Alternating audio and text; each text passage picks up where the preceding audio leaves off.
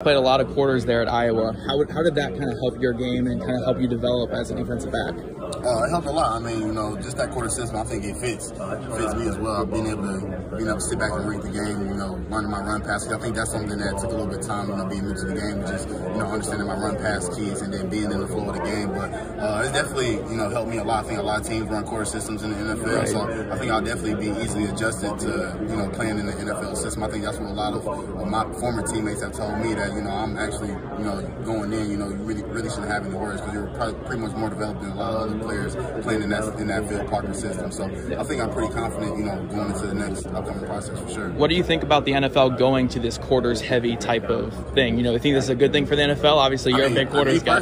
Me personally, playing quarters, I love it. I mean, that's something I'm used to. So, for a team, wants to bring me in and who's running a quarter system, they can definitely plug me in and I'll be comfortable, playing in that system. Awesome.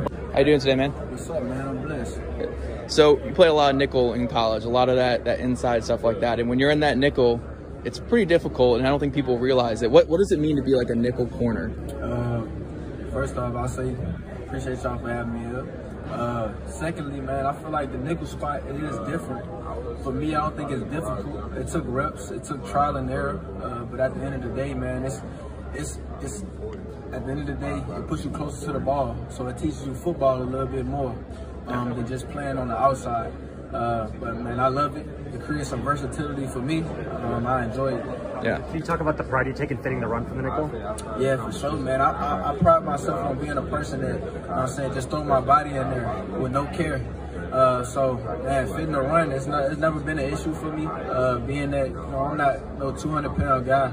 But I'm still willing to throw my body in there no matter what, Yeah, and being in the nickel, you're facing all those two-way goes. Guys can go either way on you, and you really, kind of build your experience that way through baptized by fire and stuff like that. What was that like early on for you, realizing, these receivers can go anywhere, and it's be tough? Like I said earlier, man, it was a lot of trial and error. Some techniques that I tried to work, that may not work at the nickel spot, that may work at corner. And you just gotta feel it, man. It's really a filler type position. So as I worked that and learned what my help was when in certain coverages and different things, I kind of worked off of that to be able to guard wide receivers and scouting reports. That's put it all together, Perfect. Say you're a big press man corner. We love press coverage, man. You get up there in that face. What's the best part about being in press? I mean, excuse my language, but you put your nuts on the line. That's the best part about it. You compete. Ready to go. Yeah, and so how much of playing press is dictated on your terms and you reacting to what the receiver's doing? I think it's like a 90-10. I mean, you go up there with a plan, and then you react off the things he gives you. So. Yeah. Do you like to be physical every time, or do you have to have that variety in press coverage? I think you got to have that variety. You can't do the same thing that you can do with a little short guy. It's the same with a bigger type of receiver. Cool. It's a lot of film study because you want to know exactly the certain routes you're going to get out of certain situations. You want to know how he comes off the ball and different things like that. But I say it's really a mentality. You got to have a different mindset when you're on that island by yourself and it's me versus you.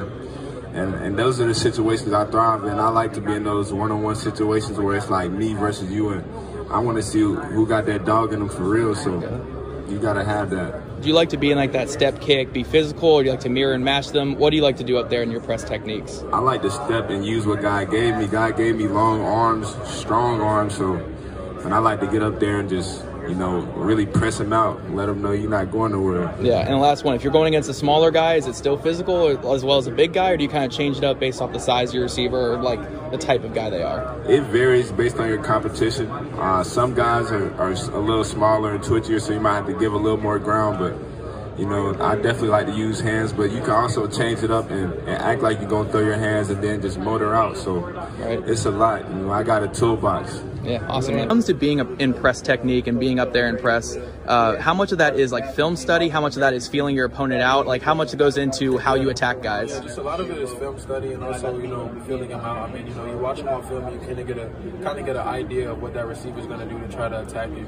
but then you can't really gauge how quick he's really doing that until you get out on the field. So once you get that, first few reps of how his tempo and his releases and things like that, you kind of get a good feel, and then you're able to make your adjustments from there. Yeah, and then I think a common misconception when it comes to press is you have to get hands on a guy. You have to get hands. Are you someone who feels like you always have to get hands on, or is there kind of variety to it? No, 100%. I definitely feel like, press is, as long as you're disrupting the timing, if you're doing it with your feet, you're doing it with your hands, as long as the time is being disrupted, that's all that matters. It's good to get hands on. That's like a bonus.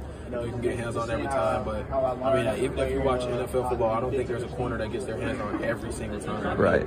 As long as you're moving your feet laterally, moving them the right way, cutting off those angles from the receiver, I think it still can be effective with no hands. Yeah, and last one, when it comes to that kind of stuff here, when you're going against a smaller, quicker guy or a taller, bigger guy, do you like to, match a strong, big guy with strength, or do you like to kind of be quick with them, and then vice versa for small guys? Do you like to overpower small guys or try to match them? Yeah, so with bigger guys, you can be more physical with them because they don't really try to do too much at the line. They're trying to just use their body, their size. So I think it's good to, be more aggressive with those guys to mess up that time and to get them doing, more than they should be. And then just with the quicker guys, just being more fundamentally sound, making sure you're taking the proper steps, not being too overly aggressive because, they could beat you vertically with speed. So just trying to do the best job of, staying on top of those guys.